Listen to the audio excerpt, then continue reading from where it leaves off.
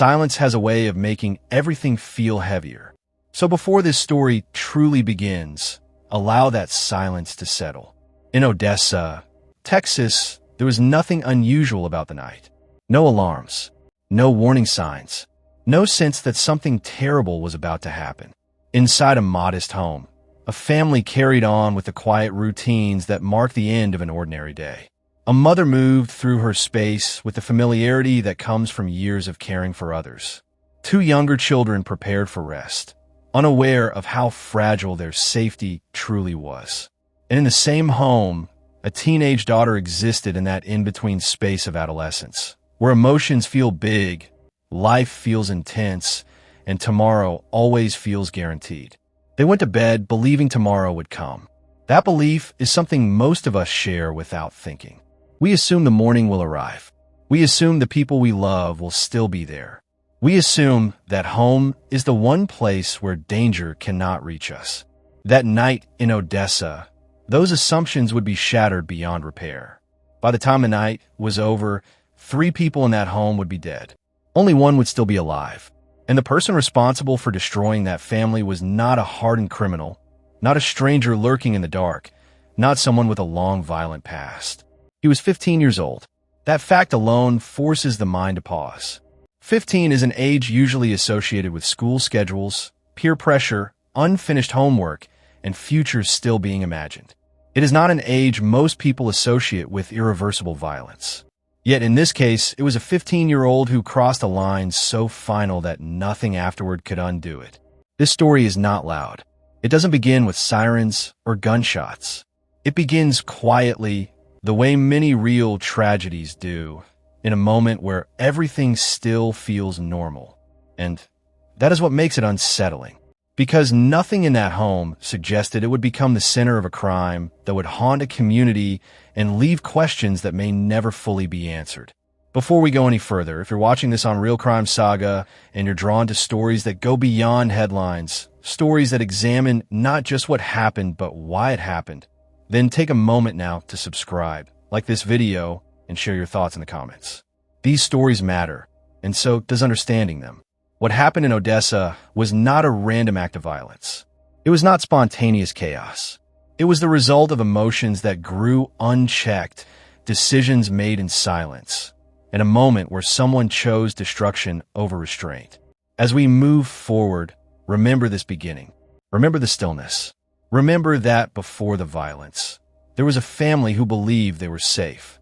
Because to understand what happened next, we have to understand that this tragedy did not start with a gunshot. It started long before that night, with something far quieter and far more dangerous. As the silence of that night fades, one truth becomes impossible to ignore. What happened in that home in Odessa was not an accident. It was not chaos that erupted without meaning.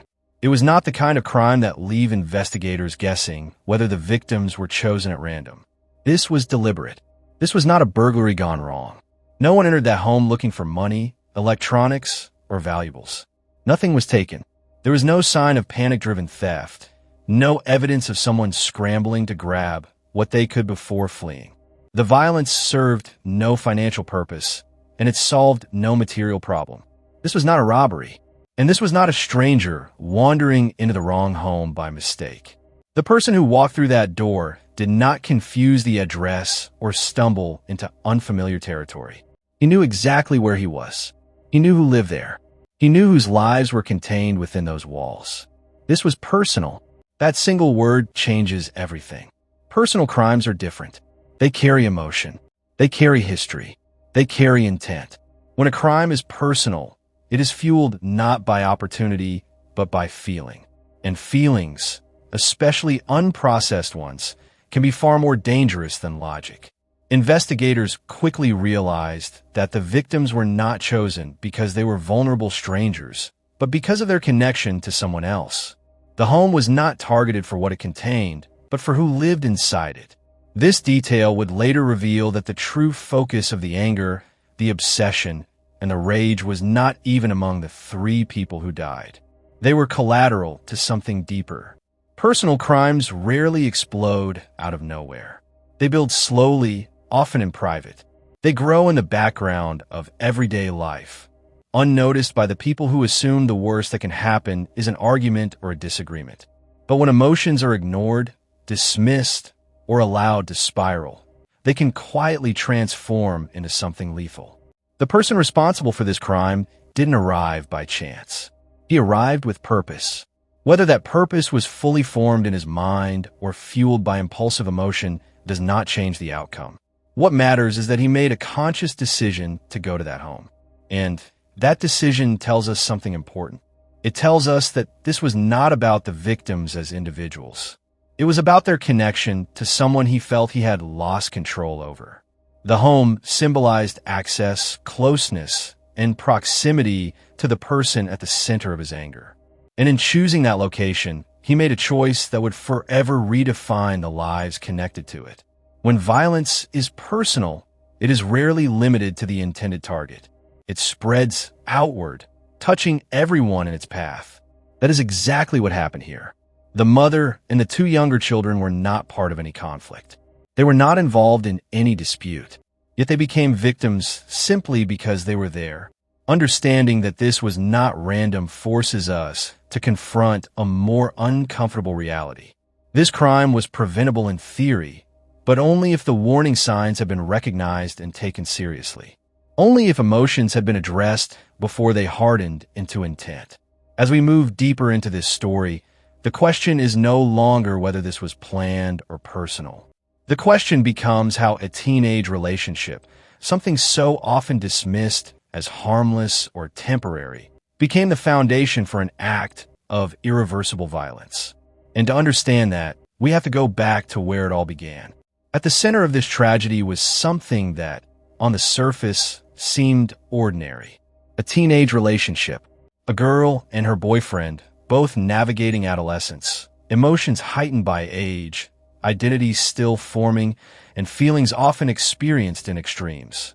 Like many teenage relationships, it began with attraction, attention, and the intensity that comes with first love. Text messages sent late at night. Small arguments that felt enormous. Moments of closeness followed by moments of distance. To outsiders, it may have looked like nothing more than typical teenage drama. But beneath that surface, something unhealthy was taking root. The relationship eventually came to an end. Breakups at that age are often painful, but they are also common. Most teenagers move on, carrying the lessons with them into the next chapter of their lives. For the girl, the breakup marked an ending, a decision to step away and reclaim her space. For the boy, it did not. Instead of accepting the separation, he clung to it. The end of the relationship did not bring closure, it created fixation. Where there should have been distance, there was obsession. Where there should have been reflection, there was resentment. The connection he lost became something he felt entitled to reclaim. Rejection can be a powerful trigger, especially for someone still developing emotional control. At 15, the ability to regulate anger, disappointment, and jealousy is not fully formed. But while age may explain immaturity, it does not excuse escalation. And in this case, the escalation was quiet, internal, and unseen. The boy's thoughts did not stop at heartbreak.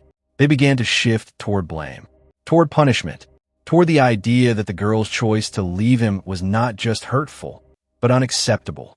This is where the danger grew, not in loud arguments or public threats, but in the silence where thoughts went unchallenged. The breakup became personal in a way that distorted reality. It was no longer about two teenagers drifting apart. It became about control, about wounded pride, about a refusal to let go. The girl's independence was interpreted as betrayal. Her absence became an insult, and when rejection turns into obsession, the emotional stakes change. The person being fixated on stops being seen as an individual with autonomy and starts being seen as something that must be confronted, corrected, or punished.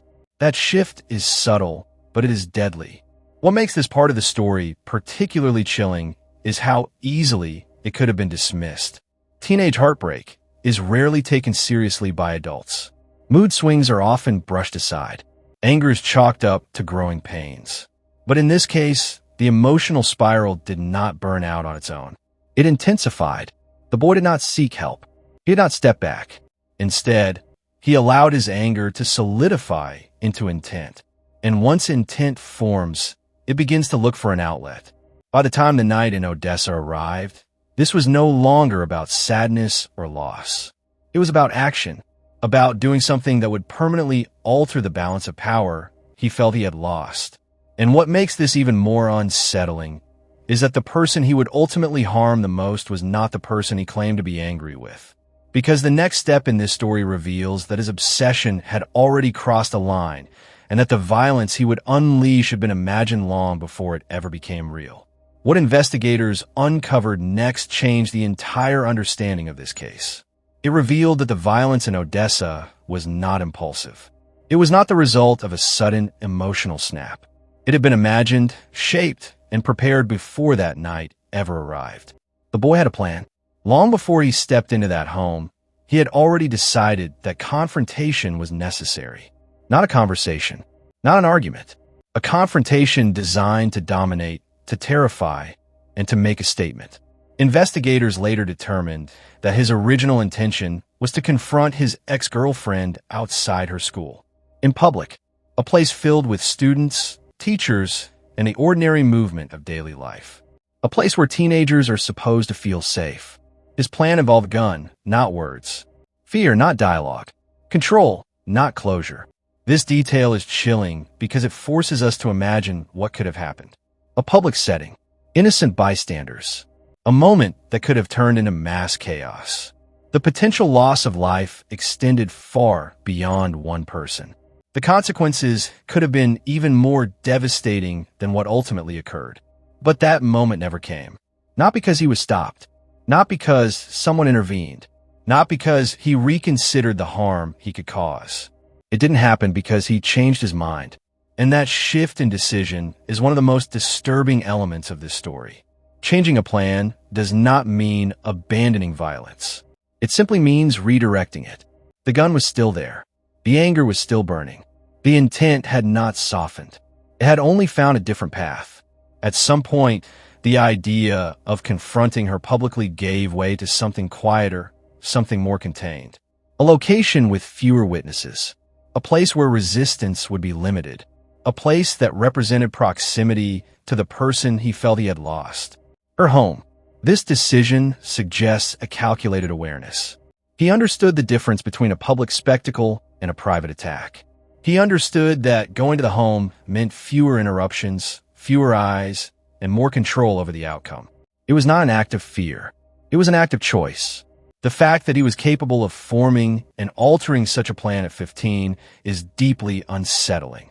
It challenges the assumption that youth automatically equates to impulsivity without foresight.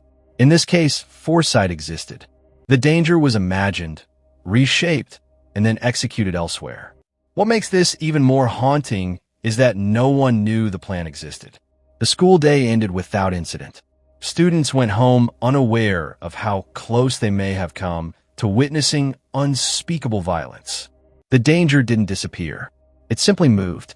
And when violence moves into the private space of a home, it becomes far more intimate, far more devastating, far more final. This was the moment where tragedy was locked in. The decision to abandon the public confrontation did not save lives. It shifted the victims. It transferred the weight of his rage from one person to three others who had nothing to do with the breakup, the anger, or the obsession.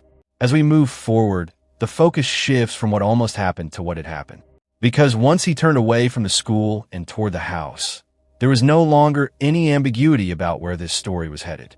This is the point where everything becomes irreversible. Not when the gun was obtained, not when the anger began, but when the decision was made to change direction. Instead of the school, he chose somewhere quieter. The school represented exposure.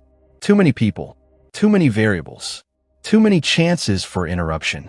What he turned toward instead was a place that felt controlled, contained, and vulnerable. A place that carried emotional weight. A place tied directly to the girl he could not let go of. Her home. Homes are supposed to be safe. They are spaces built on routine and trust. Doors open to family, not danger. What if I hadn't broken up with him? What if I had seen the signs?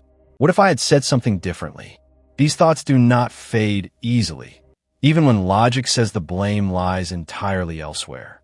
Being the sole survivor in a family tragedy is a unique kind of isolation. The world continues moving, but your foundation is gone. Every memory becomes heavier. Every familiar place becomes a reminder of absence. And while people may surround you with sympathy, no one can truly share the depth of that loss. What makes this even more haunting is the question of intent. Why was she spared? Was it hesitation? Was it control? Was it a deliberate decision to leave her alive to bear the consequences of what he had done? The truth may never be fully known, but the outcome remains the same. She became the living witness to the destruction of her own family. There is no version of survival that feels like relief in this situation. She did not escape unharmed. She was left to carry grief that will evolve over time but never disappear. The trauma of knowing that her former relationship became the doorway through which violence entered her home is a burden no teenager should ever have to carry. As investigators pieced together what happened, this detail stood out sharply. The intended target lived. The unintended victims died. And that reversal exposes the cruel, illogical nature of violence driven by obsession. It does not resolve pain. It multiplies it. As we move into what followed that night, the focus shifts from the home itself to the moments after. The escape, the search, and the swift end to the freedom of the person responsible. Because while the survivor was left to face a lifetime of loss, the boy who caused it all was already running out of places to hide. After the final gunshot, there was no dramatic ending. No confrontation. No moment of clarity. The boy left the apartment. He walked away from the space he had just shattered, stepping back into the night as if distance alone could separate him from what he had done. Behind him, the home stood silent, holding the weight of 3 lives that had ended inside its walls. There were no second chances left in that space. No words that could undo the damage. No actions that could bring anyone back. The bodies remained. A mother and 2 children, still where they fell, their lives cut short in a place meant to protect them. The air inside the apartment was heavy with finality. Violence does not simply disappear when the person responsible leaves. It lingers. It stains the space, the memories, and the future of everyone connected to it. For the surviving teenage girl, the aftermath began immediately. The sounds, the silence, the knowledge that something was terribly wrong. Even before authorities arrived, the reality of loss had already settled in. This was no longer a home. It was a place forever changed, a place that would never again feel safe or familiar. When police arrived, the scene told its own story. There was no one left to save. No emergency response that could reverse what had already been done. Officers were met with the stillness that follows irreversible violence. A stillness that signals the end of lives rather than the possibility of survival. This is the part of the story that often goes unseen. The space between the crime and the arrest. The quiet aftermath where the damage becomes real. Where responders shift from rescue to documentation. Where hope gives way to confirmation. A home had been transformed into a crime scene, not because of neglect or chance, but because of intention. The kind of intention that leaves behind a permanent void. Every room now held meaning it never should have. Every object became a reminder of who was missing. The violence was over, but its impact was just beginning. For the community, the shock would come later. For investigators, the focus would shift to finding the person responsible. But inside that apartment, time had stopped. 3 lives had ended, and 1 life had been irrevocably altered. As sirens faded and the night moved forward, one truth became clear.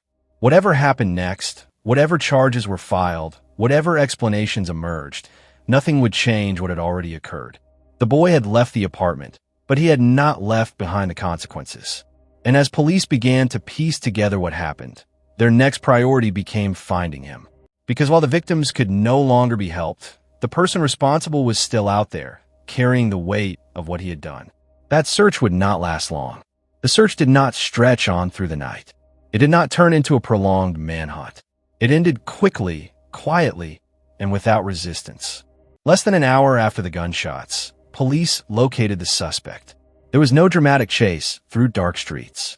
No flashing lights racing after a fleeing vehicle. No tense standoff that played out over hours. Instead, the moment was subdued, almost unsettling in its calmness. A teenager was taken into custody, his movement from freedom to confinement happening with far less chaos than the act that brought him there. He did not fight back. He did not run. And in that moment, the reality of what had occurred became even more jarring. The person responsible for destroying a family did not look like the kind of figure people expect when they imagine a violent crime. He was young, still legally a child, someone who, hours earlier, may have seemed indistinguishable from any other teenager. But the consequences waiting for him were anything but ordinary. As he was placed into custody, the weight of the situation began to settle in. There was no undoing what had happened. No explanation that could soften the outcome. No version of events that would make the loss any less real. The arrest marked the end of his freedom as he knew it, but it did nothing to restore the lives that had been taken. This is where the contrast becomes impossible to ignore. On one side, a teenage girl was left alone, facing a lifetime without her immediate family. On the other, a 15-year-old boy was now facing the legal system, a system designed to weigh actions more than age. The calmness of the arrest stands in stark contrast to the violence of the crime. It forces a confrontation with an uncomfortable truth. Extreme acts are not always committed by people who appear extreme. Sometimes they are committed by individuals who blend into everyday life, carrying intentions no one else sees. For law enforcement, the arrest brought a sense of closure to the immediate threat. The suspect was no longer free. The danger had been contained. But closure in cases like this is always incomplete. It solves the question of who, but it cannot solve the question of why in any meaningful way. The boy was taken to a juvenile facility, separated from the outside world, placed into a system that would now determine how his actions would be judged. His age protected his identity, but it could not shield him from accountability. As the hours passed, the story began to shift, from a scene of violence to a case file, from shock to procedure, from chaos to legal process. But for the survivor and the families affected, time moved differently. The arrest closed one chapter of this story, but it opened another, one defined by courtrooms, charges, and questions that would linger far beyond that night. Because the next step was not just about holding someone responsible. It was about determining how a 15-year-old could commit an act so devastating that it would alter multiple lives forever. Age is often seen as a shield, a factor that softens judgment, a reminder that mistakes made in youth are supposed to be temporary. But in this case, age did not outweigh consequence. Despite being 15 years old, the charge brought against him was one of the most serious in the legal system. Capital murder, multiple victims, words that carry a finality almost as heavy as the act itself. These were not charges handed out lightly. They reflected the scale of the loss and the deliberate nature of what had occurred. Capital murder is a charge reserved for the most extreme crimes. It signals that the justice system recognizes the act not as a momentary lapse, but as a decision that resulted in irreversible harm. In this case, 3 lives were taken, a mother and 2 children. The law does not ignore that reality, even when the person responsible is legally a minor. The severity of the charge immediately reframed the narrative. This was no longer just a tragic story involving teenagers. It became a case that forced the public to confront uncomfortable questions about responsibility, intent, and the limits of youth as a mitigating factor. When multiple lives are lost, the law is compelled to respond accordingly. For the boy, the weight of those charges marked the beginning of a future shaped entirely by this one night. Regardless of how the courts proceed, regardless of what sentence is ultimately imposed, the label itself will follow him forever. Capital murder is not something that fades with time. It becomes a permanent part of a person's identity in the eyes of the system and the public. At 15, most people are thinking about exams, friendships, and what they want to become. He was now facing a legal process that would determine how much of his life would be spent behind locked doors. The contrast is stark and unsettling. Youth and finality colliding in a way that offers no simple answers. For the surviving girl, the charges could never feel like justice in the truest sense. No legal term could bring back her family. No courtroom decision could restore what was taken. But the charges did represent acknowledgement.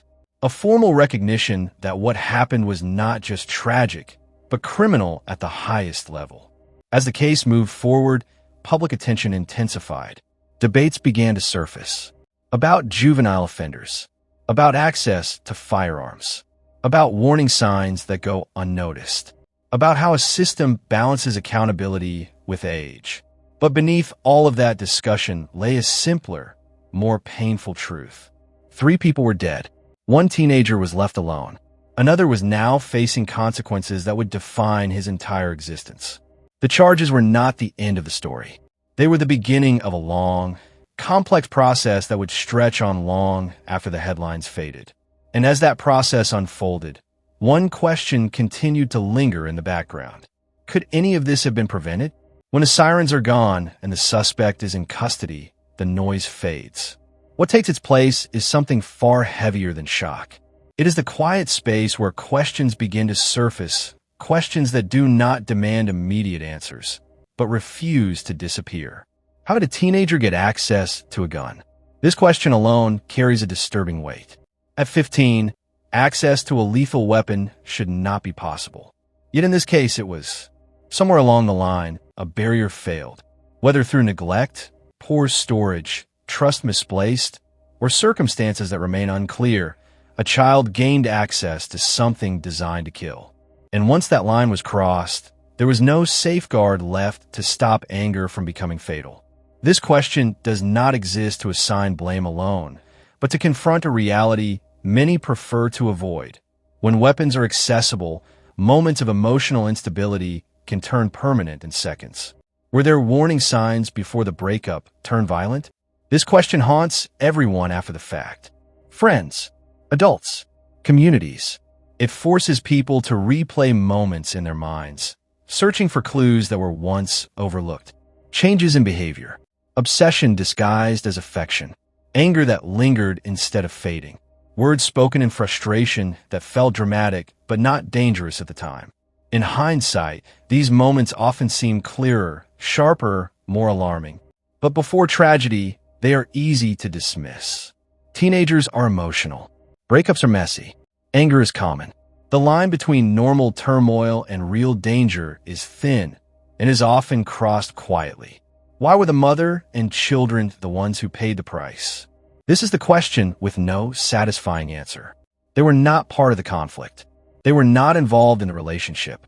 They did nothing to provoke the violence. Their only connection was proximity and love. Yet they became victims because violence driven by obsession does not follow fairness or logic. It strikes where it can cause the most damage, not where it makes the most sense. In this case, the people who should have been safest were the ones who suffered the worst outcome. Some questions may never have answers. Even if explanations emerge, they rarely bring peace. Understanding how events unfolded does not undo them. Knowing what signs were missed does not bring back lives. Answers can inform, but they cannot heal what was broken in that home. What lingers instead is the discomfort of knowing this tragedy did not come from nowhere.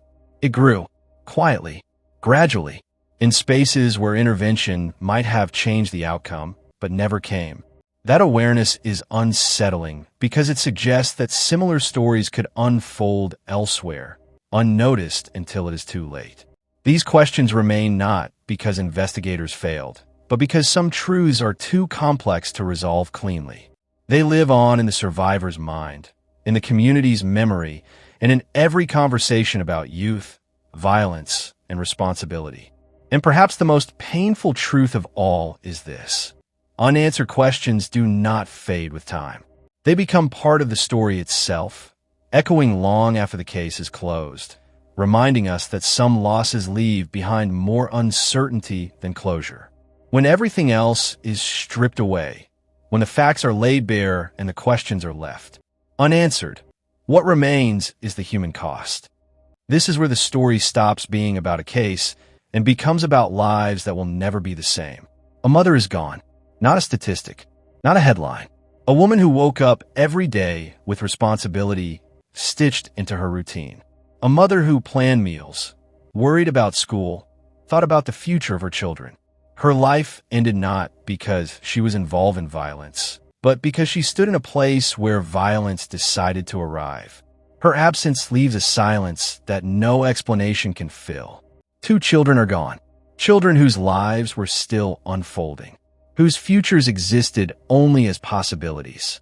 They did not get the chance to grow, to fail, to learn, or to become. Their loss is especially painful because it represents potential stolen, not by circumstance, but by deliberate action. They were not targets. They were not threats. They were simply there. A teenage girl was left behind, left to process a level of grief that no one her age should ever face. She did not just lose family members. She lost her entire immediate support system in a single night. Every memory now carries weight. Every milestone will arrive with absence instead of celebration. Her survival does not erase her suffering. It reshapes it. She must learn how to move forward in a world that no longer resembles the one she knew. And then there is the 15-year-old boy. His life is now defined by one night of rage. Whatever path he was on before is gone. Education, freedom, normal adolescence, all replaced by legal proceedings and confinement. His age does not protect him from consequence. It only deepens the tragedy. A child who committed an act so severe that it destroyed multiple lives and erased his own future as he knew it. No one walked away untouched. This is the part of the story that lingers long after the details fade. The understanding that violence does not end with its immediate victims. It ripples outward, reshaping families, futures, and identities. It creates survivors who carry invisible wounds and perpetrators who must live with irreversible outcomes. The real tragedy is not only what happened, but what was lost in ways that can never be recovered. Safety, trust, innocence, the belief that home is always safe and that heartbreak ends with time. In the end, this story leaves us with a sobering truth. One night, one decision, one moment of unchecked anger can rewrite countless lives forever. And that is the tragedy that no verdict can undo. This story does not end with closure. It slows down instead, asking us to sit with what remains. This crime was never about love. It was never about heartbreak in the way people often imagine teenage pain. It was not about sadness that needed time to heal. It was about control.